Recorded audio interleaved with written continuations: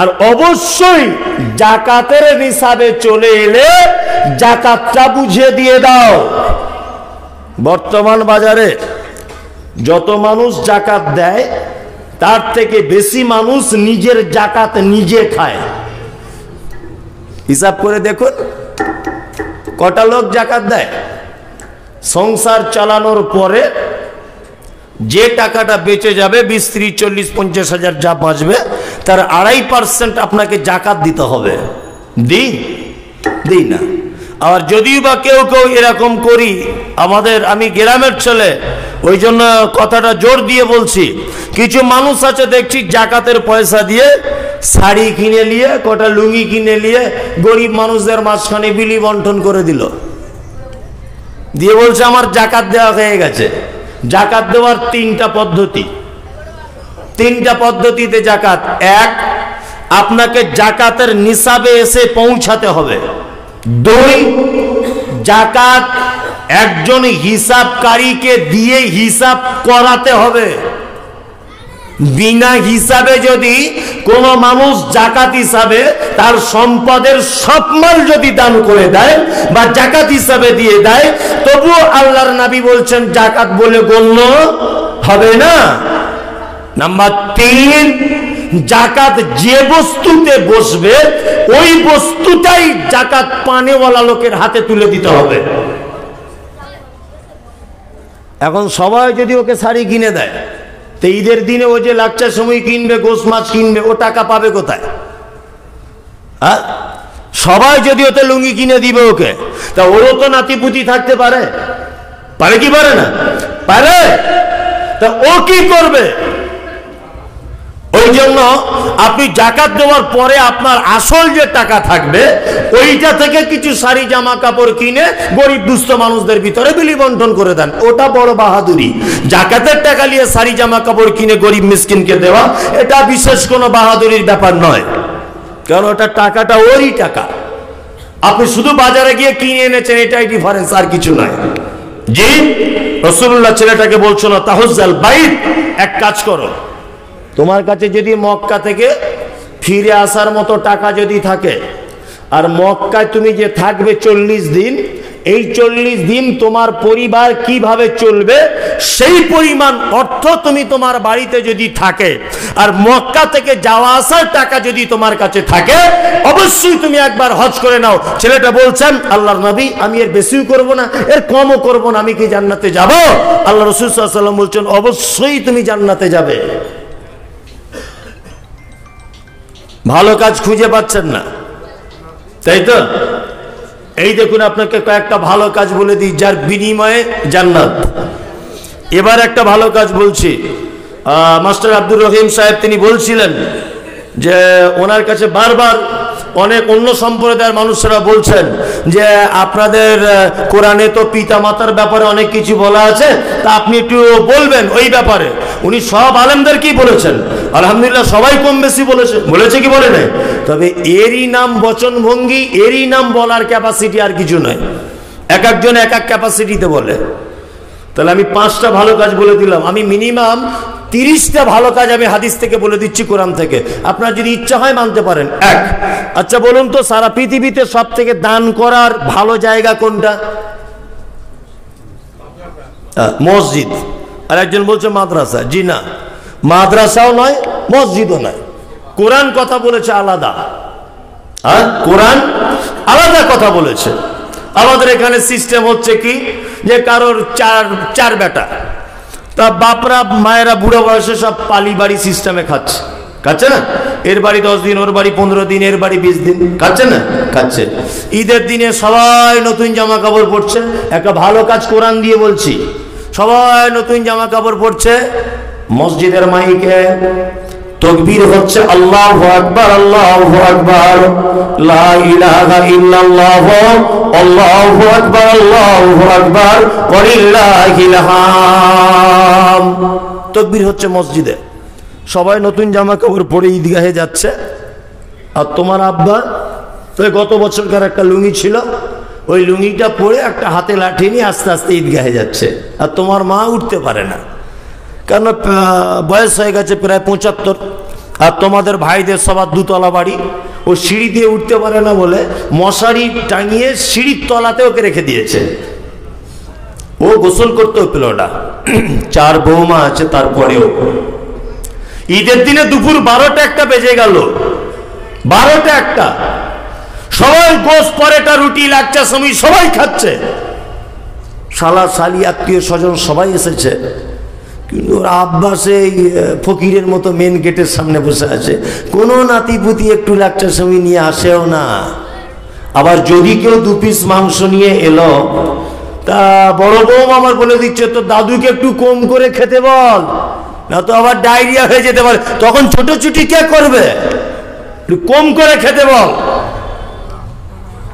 আহা, সবাই ঈদের দিনে নতুন জামা কাপড় পরলো, তোমার মা পরতে পারলো না, তোমার আব্বা পড়তে পারলো না। কারণ কি? ইসলাম এত সহজ, জান্নাত যাওয়ার একটা রাস্তা করে দিয়েছে, আপনি অবাক হয়ে যাবেন। আল্লাহু আকবার। আজকে ঈদের দিনে তাদের এই অবস্থা কেন? হ্যাঁ, পৃথিবীতে 2টো মানুষ সব থেকে বড় অপরাধ আর অপরাধী, কে বলুন তো? বাপ আর মা। এদের থেকে বড় অপরাধী পৃথিবীতে আর কেউ নাই। মানুষের ভিতরে যদি সব থেকে বড় খারাপ কোন লিঙ্গ যদি থাকে, তাহলে তার নাম নারী। এদের মতো বড় খারাপ আর কেউ নেই। যদি বলছেন কেমন করে, আপনাকে 2টা একটা খারাপের দিক দেখাই।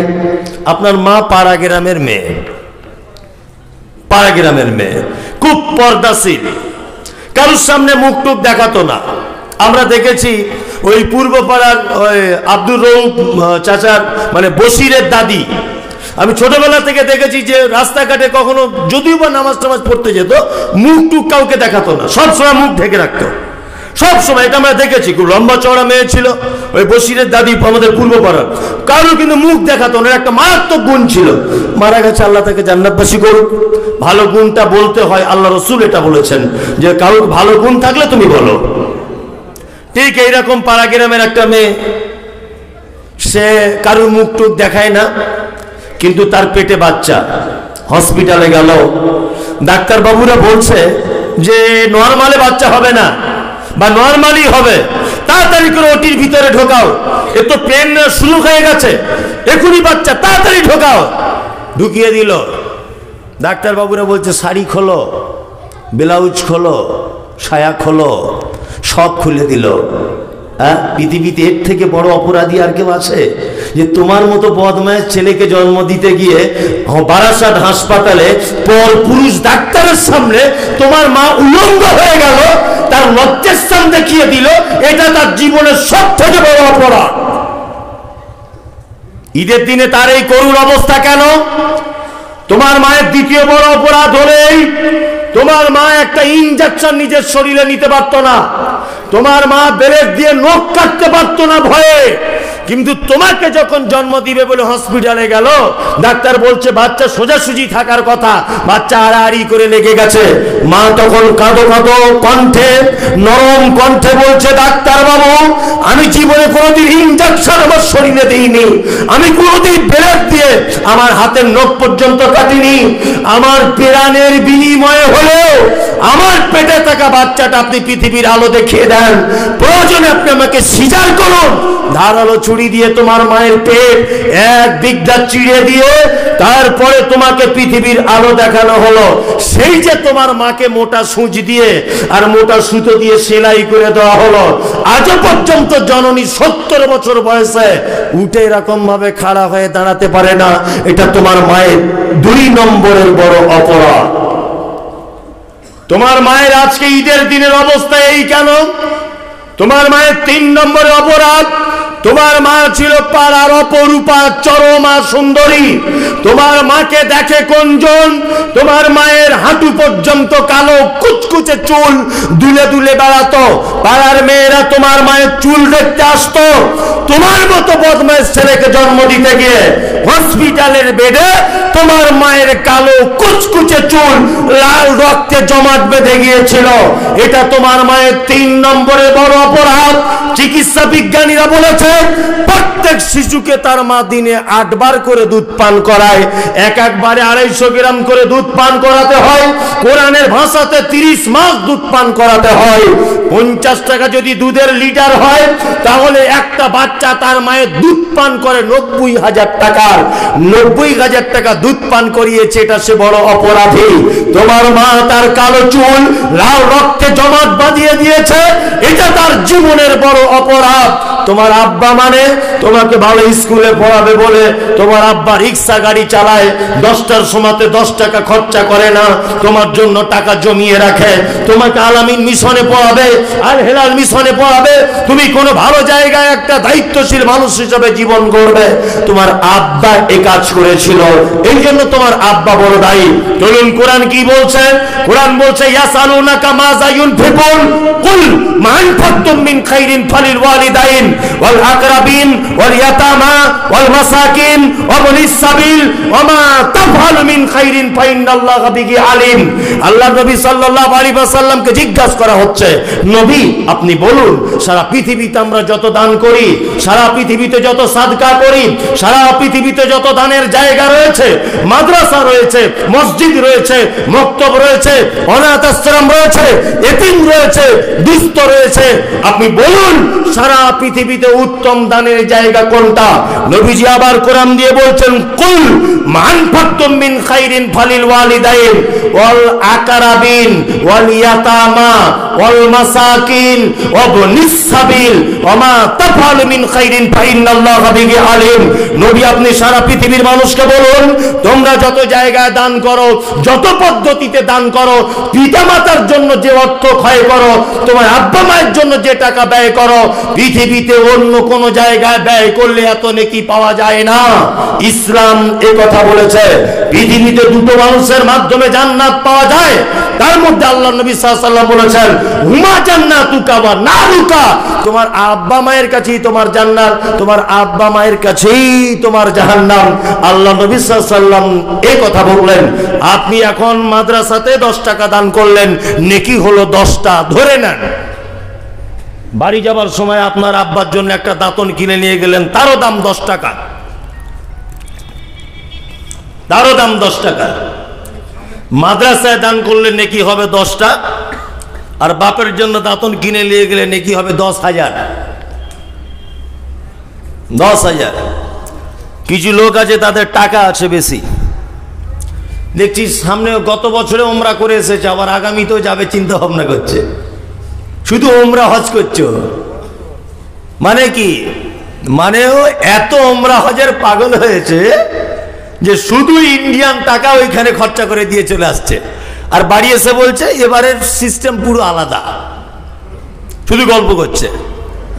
হ্যাঁ, সস্তার বড় বড় পাঞ্জাবি কিনে নিয়ে এসেছে, নিয়ে বাড়িতে এসে পড়ে শুধু ঘুরছে। অথচ দেখবেন মানে কি বলবো, পিতামাতার সঙ্গে অসৎ ব্যবহার, ভালো এমনি কোনো আমল নাই।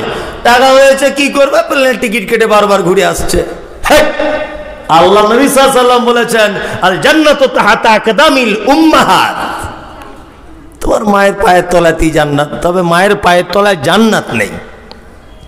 আল্লাহ নবী এটা বোঝাতে চেয়েছেন যে জান্নাতের থেকেও মূল্যবান তোমার মা, এটা আল্লাহ রাসূল বোঝাতে চেয়েছেন।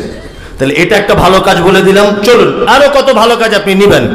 আল্লাহ নবী সাল্লাল্লাহু আলাইহি ওয়াসাল্লাম তিনি বলছেন হাক্কুল মুসলিমি আলাল মুসলিমি খামসিন, রাদ্দুস সালাম ওয়া ইয়াদাতুল মারিজ ওয়া ইত্তিবাউজ জানাইজ ওয়া ইজাবাতুদ দাওয়াতি ওয়া তাশমিতুল আতিশি। ভালো কাজ বলছি শুধু, আল্লাহ বলছে পৃথিবীতে তোকে পাঠালাম, কে কত ভালো কাজ করেছে এটা জিজ্ঞাসা করবো, ওই জন্য আমি ভালো কাজগুলো বলে দিচ্ছি, আপনি আমল করুন করুন। আল্লাহ নবী বলেছেন একজন মুসলমান আর একজন মুসলমানের উপরে 5টা জিনিসের হক রাখে। কটা? কটা? 5টা। এটা একদম সস্তার আমল, টাকা পয়সা খরচার ব্যাপার নেই, একদম সস্তার আমল। এক, নবীজি বলছেন রাদ্দুস সালাম। তোমার কোনো মুসলিম ভাইয়ের সঙ্গে দেখা হলে তুমি বলে দাও আসসালামু আলাইকুম, এটা শুধু বলে দাও। এটা বললে নেকি কত? নবীজি বলছেন আসসালামু আলাইকুম 10টা নেকি, ওয়া রাহমাতুল্লাহি আরো 10টা নেকি, ওয়া বারাকাতুহু আরো 10টা নেকি। তাহলে ফ্রিতে 30টা নাকি হয়ে গেল, অথচ টাকার হিসাবে এলে 30 টাকা দান করতে হতো। তার মানে 30 টাকার থেকে তো ভালো, এটা সস্তার নাকি, তাই না? তার মানে আমি দান করে জান্নাত যেতে বলছি না, অন্তত সস্তার নাকিটা করা যাক, সবাই সবাইকে সালাম দেব। হ্যাঁ, মানে এগুলো মেটিয়াবুরুজে খুব আছে, মেটিয়াবুরুজ হাওড়া জেলা, এগুলো সালাম দেওয়া প্রথা খুব দারুণ। তবে ওদের আবার কিছু পদ্ধতি আছে খুব দারুণ। রমজান মাসে দেখবেন বড় বড় টুপি, আর এইখানে দাঁতন গোজা আছে বড়, রোজা করে না, অথচ ইফতারের সময় দেখছি ওই লোকটা বসে আছে। ভাই কি ব্যাপার, তুই রোজা করলে না, দুপুরে বেলা বিড়ি খেলে, আর এখন এসে ইফতারে বসে আছো? ও তখন বলছে কেন, হাদিসে আছে যে ইফতার করলে আলাদা নেকি, রোজা করলে আলাদা নেকি। তা আমি রোজার নেকিটা নাই বা পেলাম, ইফতারের নেকিটা ছাড়বো কেন? কত বড় হারাম করতে হলো। বলছে রোজা নাই বা করলাম, ইফতারের নেকি ছাড়বো কেন? অন্তত এই নেকিটা তো পাই। সস্তার নেকি কি? আসসালামু আলাইকুম। যে চলুন, আল্লাহর নবী আপনাকে কত বড় জায়গায় পৌঁছিয়েছে দেখুন। রাতে তাহাজ্জুদ পড়ে একটা লোক রাতে না ছেড়ে দিই, অনেক রাত হয়ে গেছে, হ্যাঁ আরেকটুখানি হাদিসটা বলে দিই। একটা লোক রাতে তাহাজ্জুদ পড়ে, আল্লাহর নবীর ভাষাতে ওই লোকটা আল্লাহর কাছে উত্তম নয়। একটা লোক 1 লক্ষ 2 লক্ষ টাকা দান করেছে, ওই লোকটা আল্লাহর নিকটে উত্তম নয়। অথচ বিশ্ব নবী বলছেন আল্লাহর নিকটে, অর্থাৎ ইসলামের ভিতরে ওই লোকটা আল্লাহর নিকটে উত্তম। যে লোকটা পরিচিত অপরিচিত লোককে দেখে বলে আসসালামু আলাইকুম ওয়া রাহমাতুল্লাহ, এই লোকটা সব থেকে আল্লাহর নিকটে উত্তম। কে? যে পরিচিত অপরিচিত মানুষকে দেখে বলে আসসালামু আলাইকুম ওয়া রাহমাতুল্লাহ। আপনার ছেলেকে ইংলিশ মিডিয়ামে পড়ান, এতে তো আমাদের কোনো আপত্তি নেই, আলহামদুলিল্লাহ। আপনার ছেলে ডাক্তার হলে ফি কম লাগবে আমাদের, ইংলিশ মিডিয়ামে পড়ুক, কোনো অসুবিধা নেই। আপনার ছেলে এখন ইংরেজি শিখেছে, খুব ঘন ঘন বাড়ি এসে বলছে গুড মর্নিং, গুড মর্নিং, আর গুড ইভিনিং, গুড আফটারনুন। ও সারাদিন গুড গুড গুড গুড করে পাগল হয়ে যায়, তাই না? ও ইংলিশ মিডিয়ামে পড়ে, সারাদিনও যদি গুড গুড করে পাগল হয়ে যায়, 4 আনা নেকি নাই, আছে নাই? অথচ আপনি যদি আপনার বেটাকে এটা বলে দেন যে গুড মর্নিং ওটা স্কুলে শিখতে হয় খ্যাপা, তো চাচার সঙ্গে দেখা হলে বলতে হয়, চাচার সঙ্গে দেখা হলে বলতে হয় কি না, চাচার সঙ্গে দেখা হলে বলতে হয় আসসালামু আলাইকুম। এটা শিখিয়ে দিতে হবে।